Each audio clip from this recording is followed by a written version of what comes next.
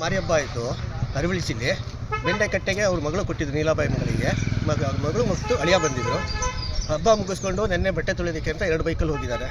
ಬೈಕಲ್ಲಿ ಹೋಗ್ಬಿಟ್ಟು ಬಟ್ಟೆ ತೊಳಿಬೇಕಾದ್ರೆ ಏನಾಗಿದೆ, ಪಾಪ ಅವರು ಊಟಕ್ಕೂ ಕಟ್ಕೊಂಡು ಹೋಗಿದ್ದಾರೆ. ಇಲ್ಲಿಂದ ತಂದು ಹೋದಾಗ ಏನಾಗಿದೆ, ಸೋಪು ಏನೋ ಜಾರು ಬಿದ್ದಿದೆ ಅಂತೇಳಿ ಒಬ್ಬರು ಏನೋ ಹೋಗೋದಕ್ಕೆ ಹೋಗಿದ್ದಾರೆ.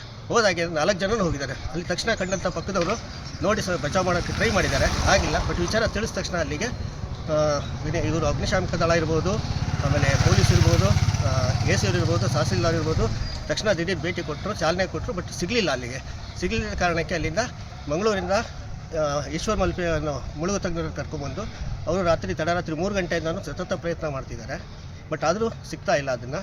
ಬಟ್ ನಾವು ಗ್ರಾಮಸ್ಥರು ಪ್ಲಸ್ಸು ಎಲ್ಲ ಮುಖಂಡರು ಸೇರಿಕೊಂಡು ಅವರಿಗೆ ಸಹಾಯ ಮಾಡ್ತಾಯಿದ್ದೀವಿ, ಆಗ್ತಾಯಿಲ್ಲ. ಆದರೆ ಪಾಪ ಇನ್ನೊಂದು ಬೇಸರ ಸಂಗತಿ ಏನು ಅಂತಂದರೆ, ಆ ಮಗುಗೆ ಬೆಂಡೆಕಟ್ಟೆಗೆ ಕೊಟ್ಟಿದ್ದ ಮಗಳಿಗೆ 2 ಮಕ್ಕಳಿದ್ದಾರೆ. ಒಂದು 4 ವರ್ಷದ, ಒಂದು 5 ವರ್ಷದ ಮಗು ಇದೆ.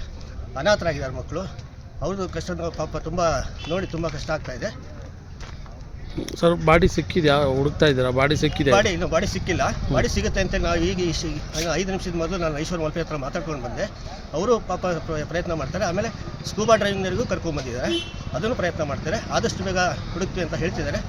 ಬಟ್ ತುಂಬ ನೀರಿನ ಹರಿವು ಜಾಸ್ತಿ ಇರೋದ್ರಿಂದ ಕಷ್ಟ ಆಗ್ತಿದೆ. ಬಟ್ ಇವತ್ತು ಸಂಜೆ ಒಳಗಡೆ ಸಿಗಬಹುದು ಅಂತೇಳಿ ಈಶ್ವರ್ ಮಲ್ಪೆ ಅವರು ಹೇಳಿದ್ದಾರೆ. ಬಟ್ ನಾವು ಅವ್ರಿಗೆ ಏನು ಬೇಕಾದ ಅಗತ್ಯ ಸಹಾಯವನ್ನು ಮಾಡ್ತಾ ಇದ್ದೀವಿ.